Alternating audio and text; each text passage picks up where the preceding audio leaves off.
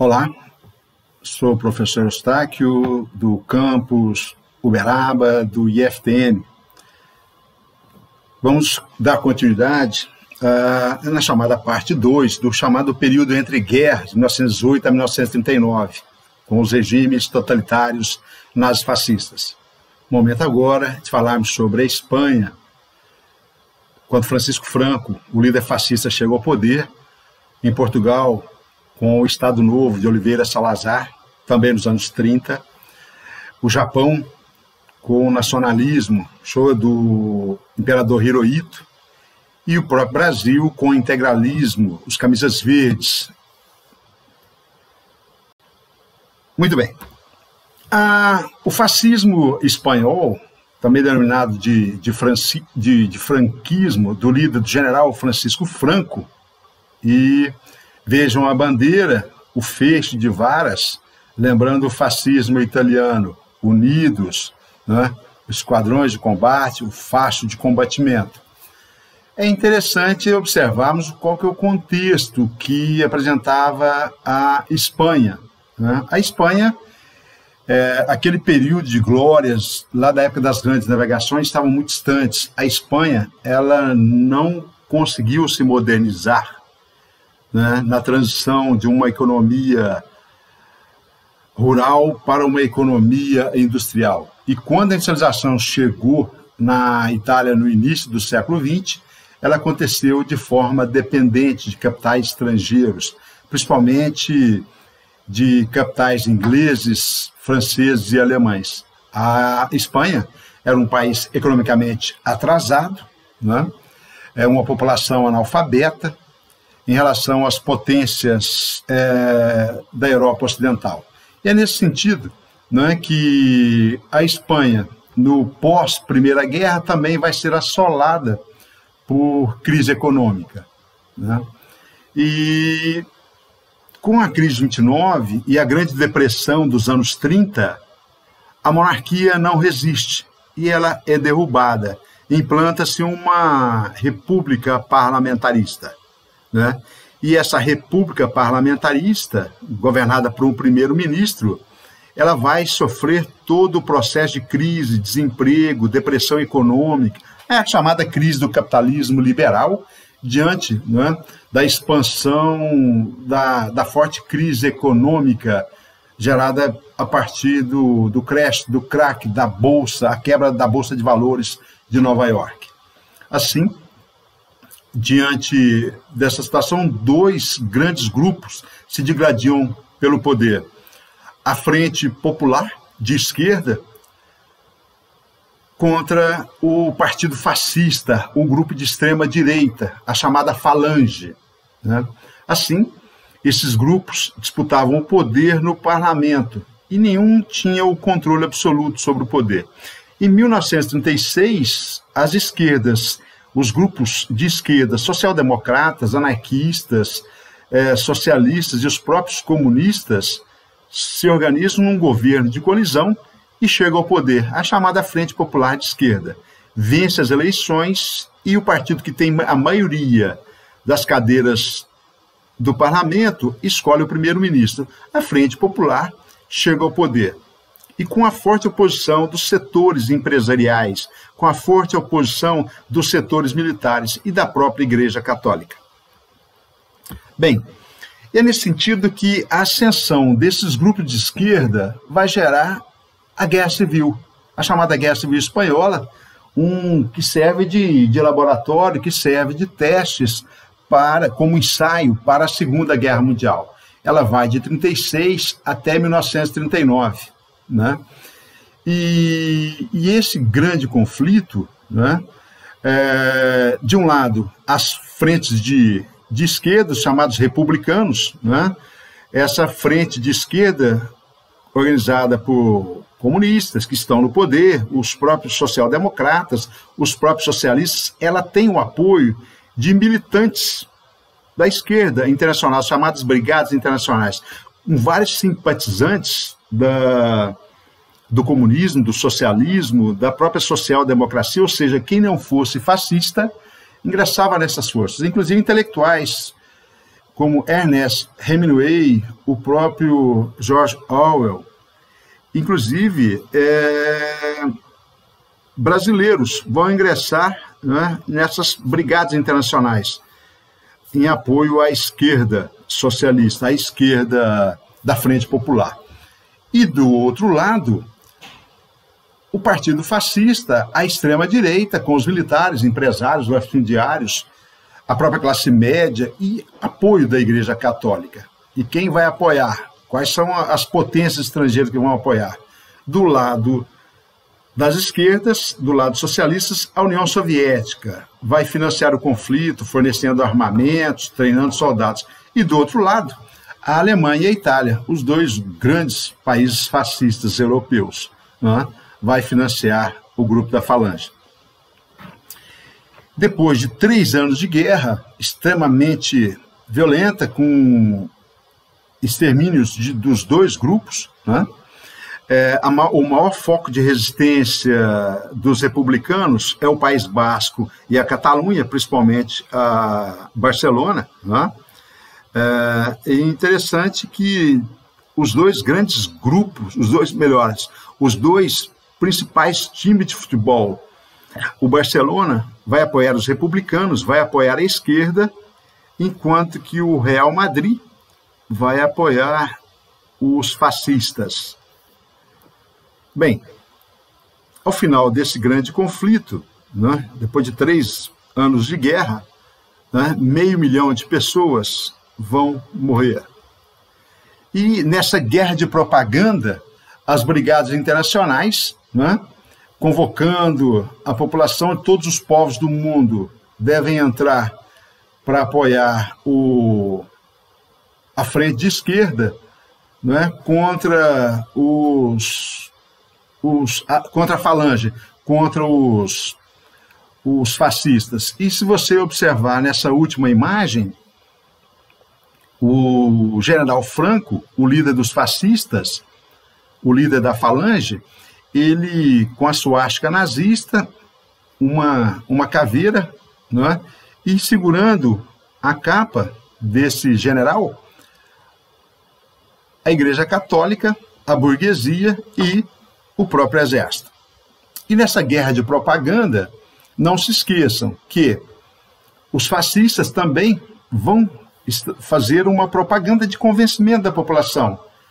Viva a Espanha, viva a Itália, viva a Alemanha e viva Portugal, países nazifascistas. E nessa charge da direita, a Falange varrendo o bolchevismo, varrendo o comunismo e a própria o próprio movimento separatista lá da Catalunha e do País Basco. Então, a ideia aqui da Falange é o quê? Varrer o comunismo internacional e, principalmente, né, mantendo os valores tradicionais, né, o nacionalismo exacerbado, o conservadorismo, né, e o catolicismo.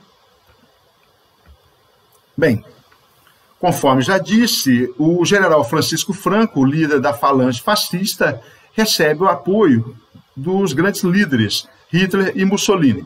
E conforme já dissemos, as grandes potências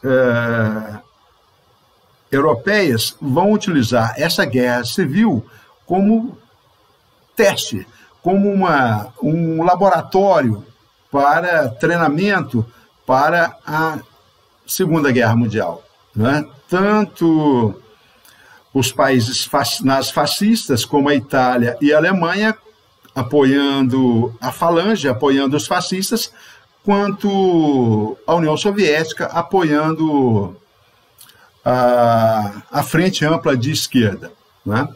Bem, em 1939, o general Francisco Franco chega ao poder e implanta uma das mais cruéis, sangrentas e violentas ditaduras: censura aos meios de comunicação, perseguição e eliminação dos seus inimigos políticos, né?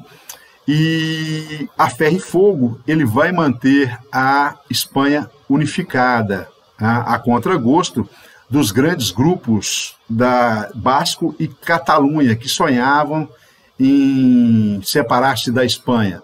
Bem, esse líder fascista, o general Francisco Franco, ele consegue se manter no poder até 1975, não é? Ano de sua morte. E se o Hitler e o Mussolini vão perder o poder com a derrota na Segunda Guerra Mundial, o Francisco Franco ele vai se manter no poder, né? Em 1975, conforme já disse, com a morte do general Francisco Franco, é o fim da ditadura fascista, né? Implanta-se uma democracia, volta a chamada monarquia parlamentarista, né? Essa redemocratização da Espanha, todo o lixo autoritário vai ser varrido, né? Volta a democracia, volta a liberdade de imprensa, volta as eleições livres, né? Voltam os partidos políticos de oposição, e assim, com essa redemocratização, né, a partir dos anos 80, né, exatamente em 1986, a Espanha passa a ingressar à União Europeia. E com os financiamentos e com o dinheiro da União Europeia, a Espanha se moderniza e se desenvolve economicamente. Nesse quadro do genial Pablo Picasso, um pintor cubista, né, ele denuncia o massacre à aldeia basca de Guernica, né? Essa aldeia se localiza no nordeste da Espanha. O País Basco, junto com a Catalunha, sonhavam em tornar países independentes, né? E que o Francisco Franco manteve a ferro e fogo.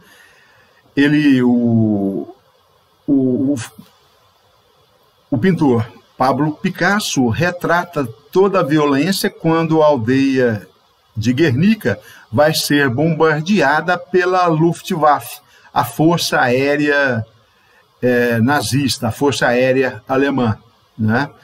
Conforme eu disse para vocês, a Guerra Civil Espanhola vai servir de palco de laboratório de testes, né, para utilizar os equipamentos modernos já para a Segunda Guerra Mundial. Bem, avançando para esse estado totalitário, chegamos a Portugal, né? De 1933 até 1968, Portugal também vai ser um estado fascista, a chamada ditadura Salazar. E essa ditadura Salazar, ela não termina em 68 com a morte do líder Oliveira Salazar. Ela vai só terminar em 1974, com a redemocratização do país, com a Revolução dos Cravos, que mais tarde vamos falar sobre ela. Bem, Portugal, né, aquele passado de glória das grandes navegações, quando Portugal dominava os mares, com os grandes navegadores, Vasco da Gama, o próprio Pedro Álvares Cabral, já estavam muito distantes. Portugal, no início do século XX, era um país economicamente atrasado, era um país que não tinha indústrias. E não se esqueça que em 1910 proclama-se a República, cai a monarquia constitucional, exatamente porque essa monarquia constitucional ela não foi capaz de modernizar o país. População analfabeta, né? Um país agrário e sem indústrias. E, nesse sentido, né, Portugal também vai sofrer a dura crise da Primeira Guerra Mundial. Inflação alta, salários baixos, muito desemprego, a população revoltada e, não se esqueçam, esse, né, cenário de crise econômica, os regimes extremistas, tanto de extrema direita, os fascismos, quanto a extrema esquerda, o socialismo e o comunismo, vão, né, despertar em corações e mentes, né, a tentativa de tomada de poder por essas forças, né? E assim, em 1926, implanta-se uma ditadura militar no país. Em 1932, essa ditadura militar convoca o Oliveira Salazar para ocupar o cargo do executivo. O advogado Antônio de Oliveira Salazar passa a ser o primeiro-ministro do país, né? E essa república, né, também chamada, essa república fascista, é chamada de Estado Novo. Não se esqueçam que é o mesmo nome da ditadura fascista de Getúlio Vargas, né? Bem, essa ditadura fascista de Estado Novo, em 1933, ela impõe ao país uma Constituição, né? Essa Constituição é inspirada na Carta del Lavoro, a Carta do Trabalho, a Carta do Mussolini, né? E quais são as características dessa Constituição? Ela é antiliberal, ela é antidemocrata e anticomunista, antimarxista. E quais são as características principais dela, além disso tudo? O corporativismo. Vamos relembrar o que é o corporativismo? Corporativismo é a união das classes sociais. Proíbe-se greves, proíbe sindicatos combativos, sindicatos grevistas, sindicatos socialistas. A ideia agora é de um sindicato controlado pelo Estado, né? É claro que esse corporativismo, ao pregar a união das classes sociais, ao pregar a união da classe patronal, a aliança dos patrões e os operários, na verdade, quem vai ser uma política de conciliação, mas, claro, beneficiando a burguesia.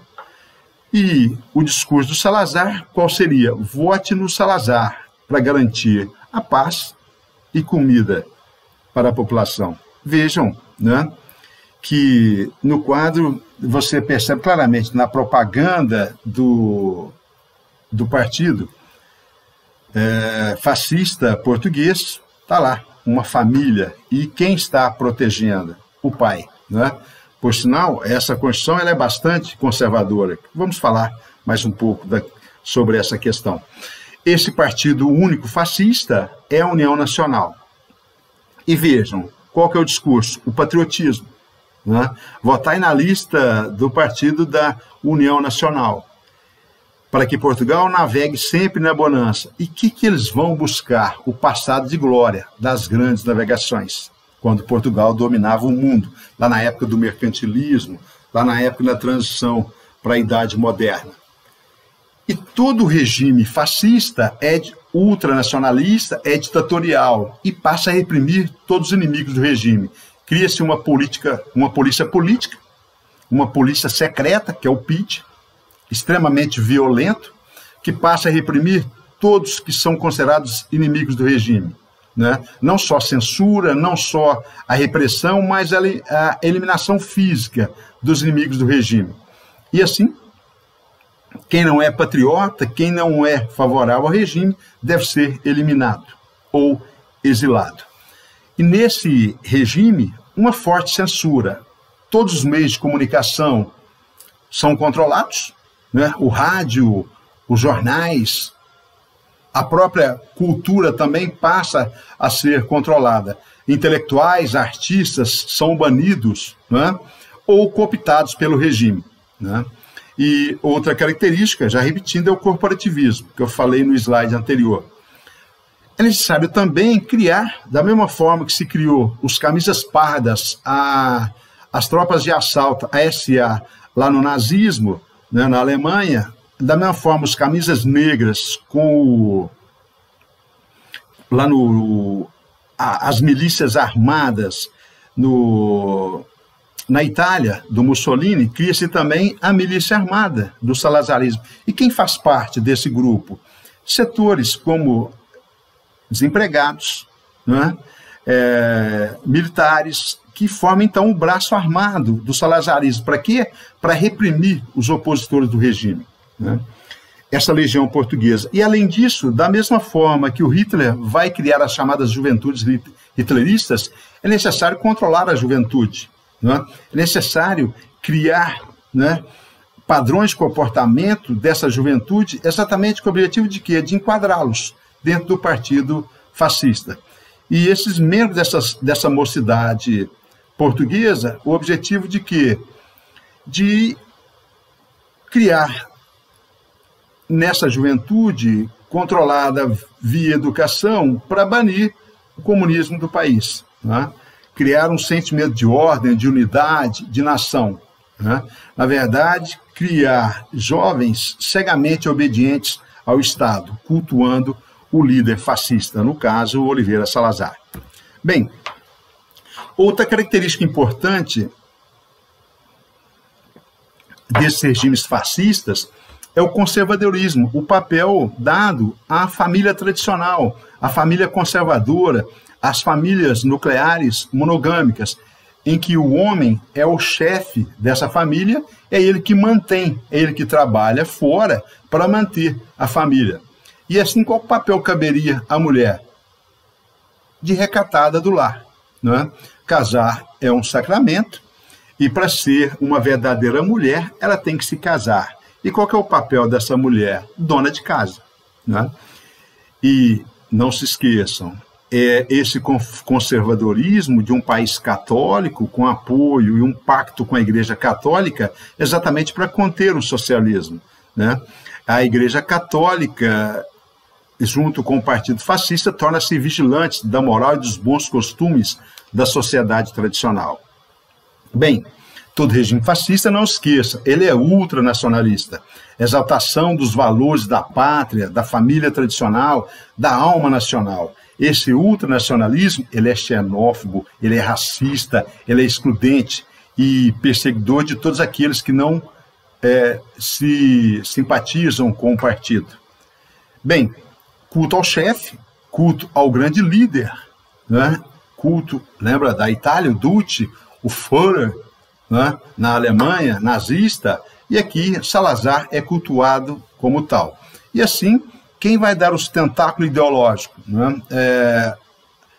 A educação, a Igreja Católica, num pacto com as elites, com os militares, exatamente para conter a ameaça socialista e comunista que vinha da União Soviética. Bem, esse salazarismo ele vai durar dos anos 30 até os anos 70. Né? Ele foi muito mais longevo do que o nazismo alemão e o próprio fascismo, que caem com o final da Segunda Guerra. Né? Bem, nos anos 60, Portugal entra em crise, entra em colapso, né? No chamado pós-guerra. E Portugal, né? Essa crise econômica, aliado a uma guerra para manter as colônias africanas de Angola, Moçambique, Cabo Verde, isso vai desgastar o regime salazarista. Em 68 morre o Oliveira Salazar e ele é substituído pelo Marcelo Caetano. A mudança de governo não significa a mudança de ideologia, mantém-se a ditadura salazarista. E assim, até que em 1974, a Revolução dos Cravos. Nessa imagem aqui, vemos jovens oficiais das Forças Armadas, jovens oficiais combatendo o regime salazarista. E o símbolo, o cravo. E essa Revolução dos Cravos vai refletir, inclusive, no Brasil, quando a oposição no Brasil, né, passa a exigir o fim da ditadura, que até então completava 10 anos, aqui no Brasil, sob o governo do general Ernesto Geisel. Bem, e essa Revolução dos Cravos, voltando a Portugal, não se esqueçam, ela acaba com a ditadura fascista. E Portugal, nesse momento, é redemocratizada. E com a redemocratização, Portugal cede e aceita e reconhece a independência das suas colônias, Angola, Moçambique e Cabo Verde. Né? Não tinha mais como manter essas colônias na África. Né? Angola e Moçambique, Cabo Verde, tornam-se países independentes. Né? Depois de mais de 10 anos de guerra, desgastante guerra. Bem, com a redemocratização, em 1986, o mesmo ano que a Espanha, né, Portugal, se insere também e passa a fazer parte do mercado comum europeu, a chamada União Europeia. E com os financiamentos e com o dinheiro, os capitais investidos da União Europeia, Portugal passa por uma modernização econômica. Muito bem. chegamos ao fascismo japonês. Vamos, então, estudar um pouquinho da história do Japão. Desde o século XI até o século XIX, nesses 800 anos, o Japão era um país feudal, né? O Japão vivia isolado do restante do mundo, fechado, né? Sem contatos com o mundo ocidental. E assim, não se esqueça que o feudalismo japonês é chamado de shogunato. Quem é esse líder do feudalismo japonês? É o shogun, é o senhor feudal japonês. E os seus guerreiros são os samurais, os seus vassalos. Nessa imagem, ao alto, à direita, temos aí a imagem dos samurais, os guerreiros, os vassalos do senhor feudal, do shogun japonês. E por que termina esse feudalismo? É importante dizer que em 1854, na metade do século XIX, o imperialismo norte-americano, o imperialismo estadunidense chega à Ásia, né? Buscando matéria-prima, buscando mercado consumidor, né?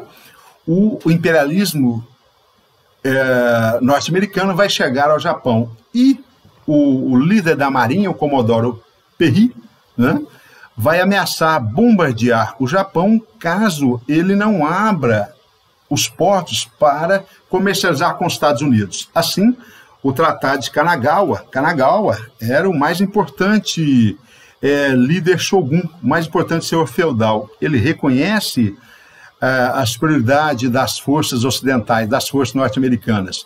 E com isso, o Japão é obrigado a abrir comercialmente, a abrir os portos, e aí não se esqueçam que é o contexto agora da segunda fase da Revolução Industrial.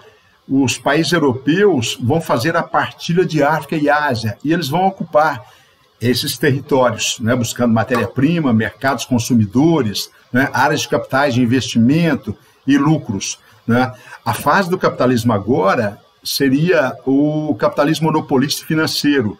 Esses grandes conglomerados, essas grandes potências industriais e financeiras vão buscar mercados consumidores. Onde? Na África e Ásia, na chamada partilha de África e Ásia. E assim, o Japão é obrigado a abrir não só para os Estados Unidos, mas também para as potências europeias. Assim, com a decadência do feudalismo japonês, é o fim do shogunato. É a chamada Revolução das Luzes, a Era Meiji. O novo governante, o imperador Matsuhito, né, da dinastia Meiji, ele vai levar a modernização. O que ele percebe? Que esse passado feudal, ele deve ser extinto.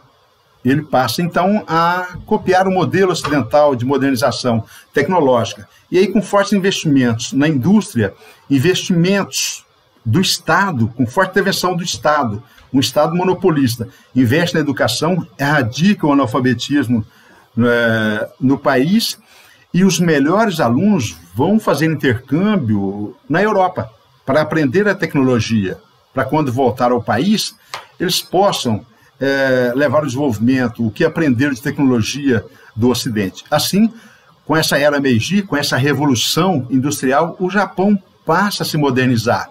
E qual que é o modelo econômico do Japão?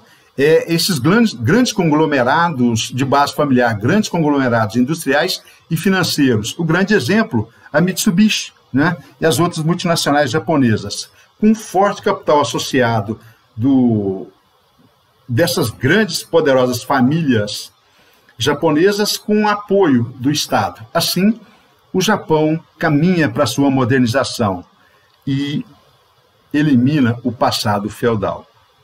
Um filme que eu indico com Tom Cruise é O Último Samurai, que mostra essa transição de um passado feudal para a modernização industrial. E em 40 anos, o Japão se torna um país desenvolvido. Um país desenvolvido, o que é necessário agora? Um país industrial, o que é necessário agora? Buscar matéria-prima, buscar mercados consumidores. O Japão agora busca a expansão militar e territorial. E assim, o imperialismo japonês passa a buscar essas áreas de influência e invade a Manchúria, território do nordeste da China, rico em carvão mineral e ferro, essenciais para a Revolução Industrial. E assim, ao mesmo tempo que ele invade a China, ele vai invadir também a Coreia.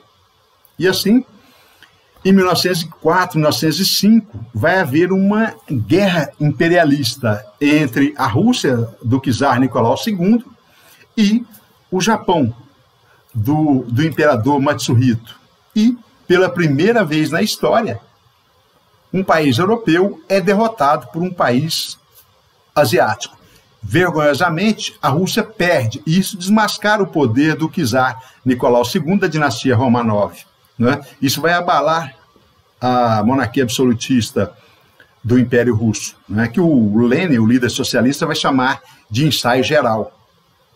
Bem, a derrota da Rússia para o Japão, né, vai fragilizar o imperialismo russo e demonstrar toda a fragilidade da monarquia czarista, mas vai fortalecer o Japão. Tanto é que, a partir daí, né, o Japão passa a avançar para dominar também os territórios do Sudeste Asiático. E esses tentáculos militaristas e expansionistas econômicos, e para atender às chamadas zaibatsus, os grandes conglomerados, as chamadas multinacionais japonesas, o que vai acontecer?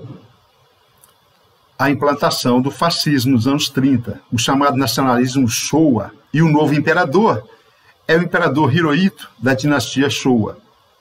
É o fascismo japonês. Assim, com as mesmas características, né? Nacionalismo extremado, militarização, controle sobre a sociedade, controle sobre a educação, controle sobre a cultura e uma ditadura com forte apoio militar. Né? Esse nacionalismo japonês, em 1937-38, vai fazer uma aliança militar, o chamado Pacto do Eixo nazi-fascista. Japão, Alemanha e a Itália vão formar o Pacto do Eixo.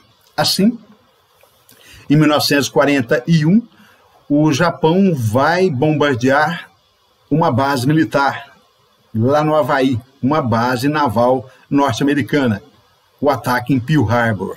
E isso vai levar os Estados Unidos a entrar na Segunda Guerra Mundial, ao lado dos aliados. Os Estados Unidos, em 1941, vai entrar ao lado de Inglaterra e França no conflito.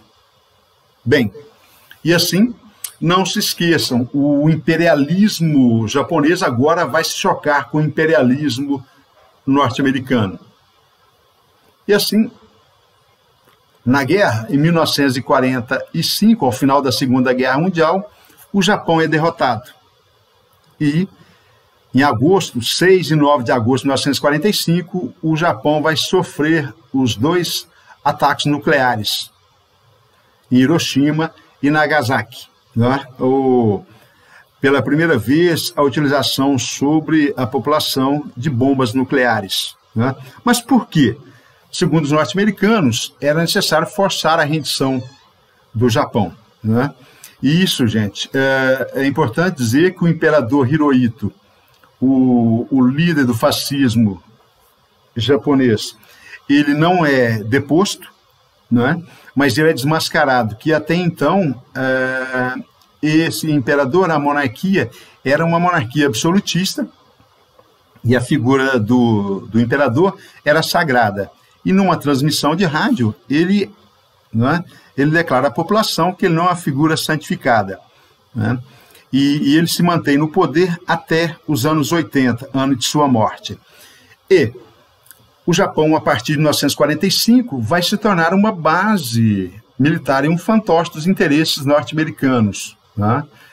E, inclusive, é o capital norte-americano que vai reconstruir o Japão. Mas por que os Estados Unidos vão reconstruir o Japão? Se ele foi inimigo na Segunda Guerra Mundial. Já estamos em época de Guerra Fria, não se esqueçam, no pós-guerra. Em 1949, a China se torna comunista e o Japão vai se tornar uma vitrine do capitalismo, um parceiro importante no extremo oriente dos Estados Unidos. Assim, com o capital norte-americano, o Japão vai se modernizar, mas com uma democracia. O fascismo é deposto, embora com a permanência do imperador Hirohito. Implanta-se uma monarquia parlamentarista no Japão. Inclusive, o Japão do pós-guerra, ele é proibido de ter um exército forte, uma marinha forte e uma aeronáutica importante. O Japão, até hoje, né, pelos tratados com os Estados Unidos do pós-Segunda Guerra, ele é proibido de ter equipamentos militares muito expressivos, né?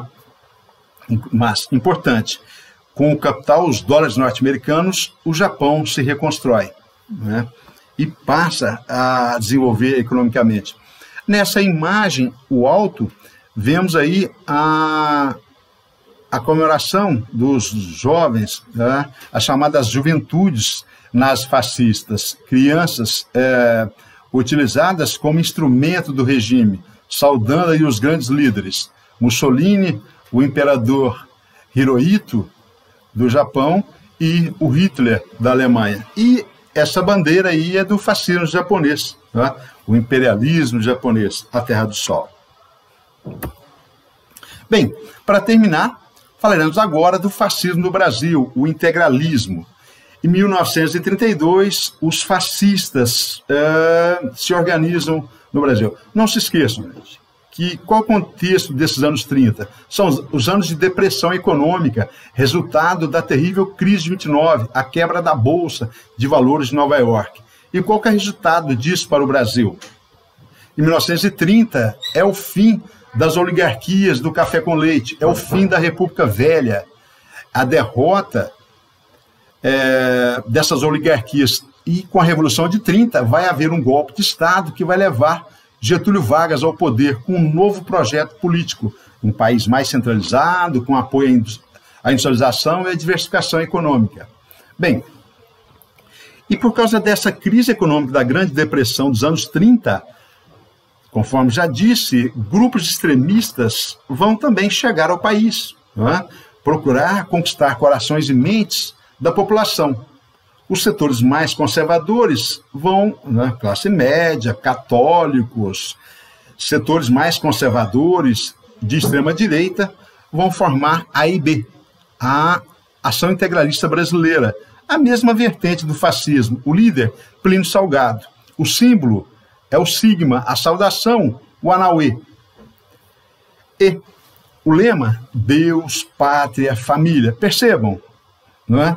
O catolicismo, a exaltação da pátria, a família conservadora, a mulher submissa, né? A mulher recatada do lar. E com o apoio de quem? Dos setores mais conservadores, latifundiários, militares, Igreja Católica e classe média, né? Bem, as características são as mesmas do fascismo: extrema-direita, ultranacionalismo, corporativismo,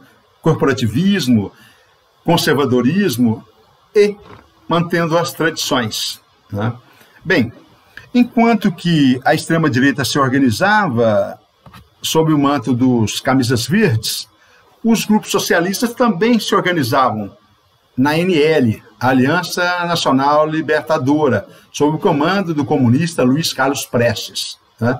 Mas não se esqueçam que a Aliança Nacional Libertadora, apesar do líder ser comunista, ela tinha social-democratas e tinha também, né, socialistas, mas não só comunistas. E em 1935, diante do fechamento da ANL por Getúlio Vargas, eles vão tentar dar um golpe de Estado, né? A intentona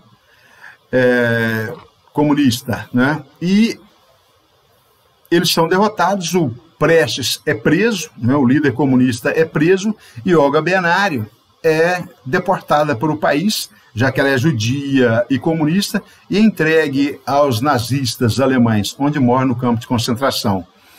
E isso, gente, sob o apoio e os aplausos dos integralistas. Né? Em 1937, estava terminando o governo de Getúlio Vargas, e aí, com o apoio dos militares e com o apoio dos integralistas, dos camisas verdes, o Getúlio Vargas vai dar um golpe de Estado, implantando o Estado Novo. Né? Qual o pretexto? A farsa do Plano Cohen, com apoio, conforme disse, do Exército, desses setores conservadores, né? Cria-se uma farsa de que os comunistas iriam invadir o país, né, para tomar o poder, com apoio da União Soviética, o que era mentira nesse momento.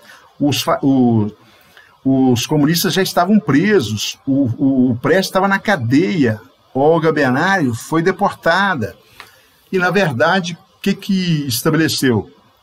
Vargas implanta uma ditadura, né, fecha o regime, né, cancela as eleições, censura a imprensa, controla os meios de comunicação e implanta uma ditadura, sob influência do fascismo e do corporativismo.